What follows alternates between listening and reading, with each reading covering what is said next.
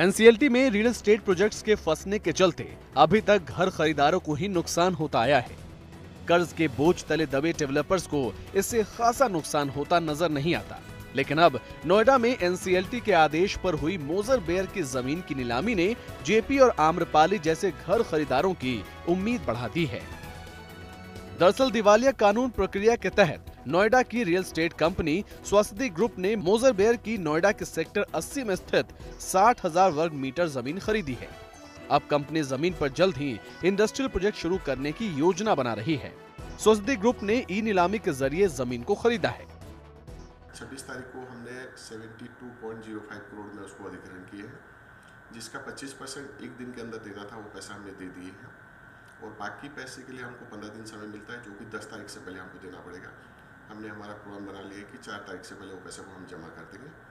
और ये इससे पहले भी 1 महीना पहले भी बिडिंग के लिए आया था, लेकिन कोई भी उसमें दिलचस्पी नहीं दिखाए थे, और अभी हमने वो ले लिए हैं और हम एक ही बिडर थे उसमें। ये मैसेज जाता है मार्केट्स को कि देयर इज अ रिवाइवल, और लैंड जो एसेट्स जो मोनेटाइज हो सकते हैं इन स्टॉक कंपनीज के, उसके खरीदार है, और वो जो फंड्स उससे जनरेट होंगे वो आम्रपाली के या इस तरीके के जितने भी रियल एस्टेट स्टॉक प्रोजेक्ट्स में इनके अनसोल्ड लैंड पड़ा हुआ है वो यूज हो सकता है इस तरीके से कि जो प्रोजेक्ट स्टॉक है उनको कंप्लीट कर दिया जाए। स्वस्ति ग्रुप ने इस जमीन को खरीदने के लिए करीब 72 करोड़ रुपए का भुगतान किया है। इसमें शुरुआती रकम के तौर पर 25% का भुगतान कर दिया गया है। जानकारों का मानना है कि इस कदम से एनसीएलटी पर घर खरीदारों का भरोसा बढ़ेगा। आम्रपाली और जेपी ग्रुप के पास भी अच्छा खासा लैंड बैंक है। आम्रपाली का मामला तो सुप्रीम कोर्ट में अटका है, लेकिन जेपी ग्रुप का मामला एनसीएलटी के पास है। खबरों के मुताबिक एनबीसीसी कंपनी के टेकओवर के काफी करीब पहुंच गया है। एनबीसीसी ने भी बैंकों को काफी रकम जेपी की खाली पड़ी जमीन के तौर पर देने का प्रस्ताव दिया है। अब स्वस्ति ग्रुप के इस मोजर बेयर की जमीन के सौदे से उम्मीद है कि खाली पड़ी जमीन को नीलामी करके अटके प्रोजेक्ट्स को पूरा करने के इस रास्ते का आसानी से इस्तेमाल किया जा सकेगा। मामले में क्योंकि आज के टाइम में अगर देखा जाए 4.5 से 5 लाख फैमिलीज इफेक्टेड हैं इस पूरी सिचुएशन में।